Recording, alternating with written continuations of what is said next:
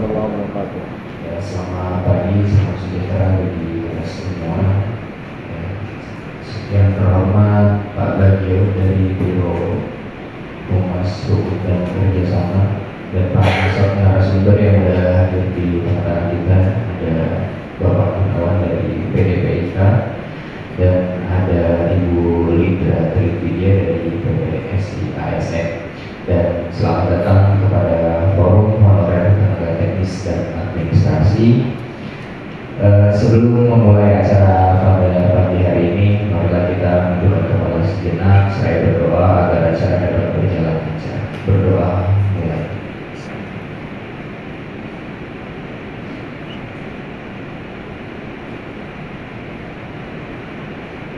Selesai. Untuk selanjutnya dari Forum Honorer Tenaga Teknis dan Administrasi dapat menyampaikan maksud dan tujuannya, kami persilakan.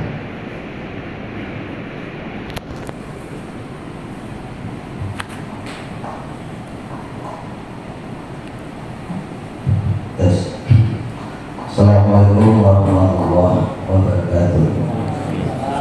Terima kasih kepada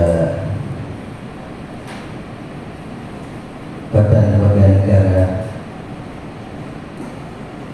yang saat ini telah menerima kami pengurus pusat Forum Honorer Tenaga Teknis dan Administrasi K2 Indonesia. Alhamdulillah pada pagi hari ini, yaitu hari Kamis 7 September 2023, kami sangat terharu sekali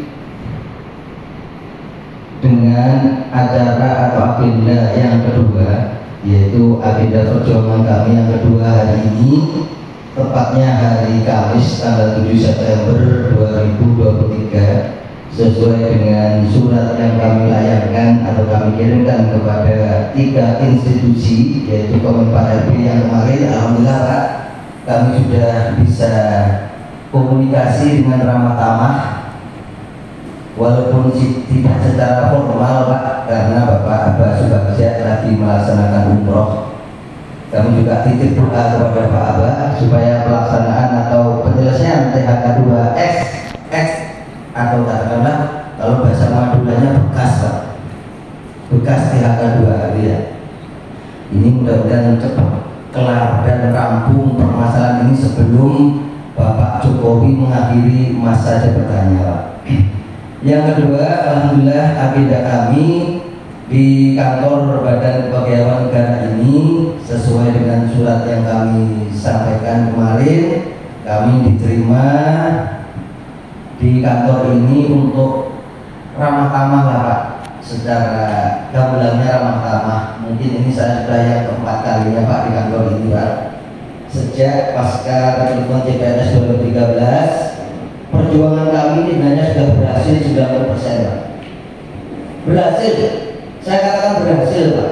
90% teman-teman kami sisa honorer yang setelah tes CPNS 2013 itu tersisa 439.956, itu sudah banyak yang menjadi ASN. Yang PNS kemarin 30.000 itu digabung dengan CPNS umum 2018-19, itu yang usianya di bawah 35 tahun, mereka sudah mendapat istilahnya tempat di PNS Pak.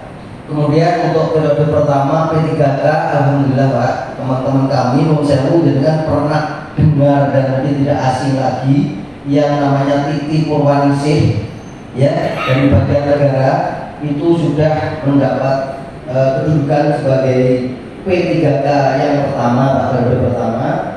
Beliau mungkin sekarang sudah menduduki kepala sekolah atau apa, karena ASN atau PNS di daerah itu sudah hampir habis Pak. Habis, saya katakan habis. Contoh, kebetulan saya dari Banyuwangi Pak. Banyuwangi itu sebenarnya tiap tahun sudah mengusulkan, tetapi pusat masih belum meluluskan permintaan Bupati Banyuwangi. Waktu itu Bapak Abdullah Aswaranas, Kebetulan Bapak Abdullah Aswaranas, kemudian juga saya tanya gimana kebutuhan ASN di Kabupaten Banyuwangi, contoh sebenarnya keseluruhan sebenarnya sama Pak. Kebutuhan ASN itu sebenarnya sama di daerah. Nah itu terkait dengan itu Bapak Anas juga sekarang sebagai tampuk pimpinan atau katakanlah bapaknya ASN di Indonesia ini, beliau juga belum bisa menjawab dengan pasti karena masih harus ada koordinasi dengan BKN, dengan KASN dan yang lainnya, terutama dengan DPR RI. Berikut Pak kehadiran kami ke sini. Alhamdulillah kami tidak usah memperkenalkan teman-teman, yang jelas mereka semua yang saya kami ajak ke sini punya undang-undang sendiri. Tapi secara nasional perlu saya sampaikan bahwa saya perlu mewakili bahwa THK 2 ini pasca rekrutmen CPNS 2013 ini banyak masalah Pak di daerah. Dan alhamdulillah waktu itu saya sebagai ketua tim investigasi Bapak, saya menemukan beberapa kecurangan-kecurangan di daerah dari Sabang sampai Merauke, bahkan di tempat kami Bupati Banyuwangi telah memecat yang namanya tanda kutip nggak saya sebutkan namanya oknum PNS yang menjadi calo PNS. Ini sudah dikeluarkan surat pemberhentian tidak dengan hormat oleh Bapak Abdullah Aswaranas. Kami juga sudah punya buktinya, sudah punya bukti konkret dan faktanya karena kami bekerjasama dengan Ombudsman RI waktu itu masih dipimpin oleh Bapak Ida Laudi itulah. Kami diberi surat untuk melengkapi kelengkapan permohonan kami untuk mencari permasalahan yang ada di daerah. Akhirnya kami diberi surat dan waktunya 30 hari. Dan alhamdulillah Pak, dengan Ombudsman apa yang kami sampaikan, kami laporkan semua ditindaklanjuti. Sebenarnya perjuangan kami ini sudah banyak hasilnya Pak. Dan alhamdulillah Pak, sebenarnya apa yang telah kami lakukan ini sedikit banyak telah membantu kinerja pemerintah untuk menghilangkan para calo-calo atau mafia PNS itu di daerah. Contoh di Magetan Pak, oknumnya beragama, nggak usah saya sebut namanya, sekarang masih masuk penjara kena 7 tahun karena teman-teman honorer yang ambisi kepingin jadi PNS belum masuk database K2, mereka berambisi kepingin jadi PNS karena iming-iming dari para calon itu. Mereka uangnya terkumpul di Jawa Timur, kalau nggak salah kurang lebihnya misalkan ada 16 kabupaten kota terkumpul 1,60 miliar, itu baru di Jawa Timur Pak ya.